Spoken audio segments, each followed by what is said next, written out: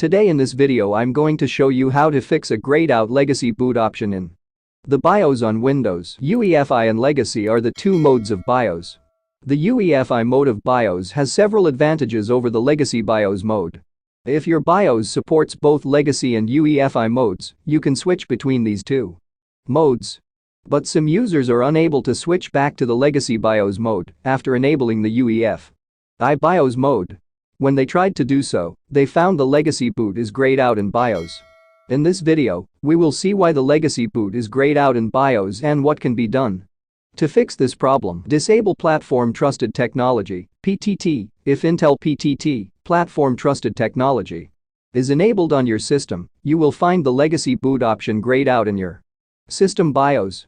Check if your BIOS supports Intel PTT technology or not.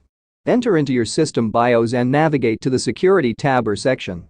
If your system supports PTT technology, you will see it there. If PTT is enabled, disable it. After disabling PTT, you should be able to turn on the Legacy BIOS mode. After PTT unchecking or disabling it, then go to Advanced Boot option under General tab and check at the Enable Legacy option ROMs. You can fix the grayed out legacy boot option in BIOS by disabling Secure Boot and Trusted Platform Technology.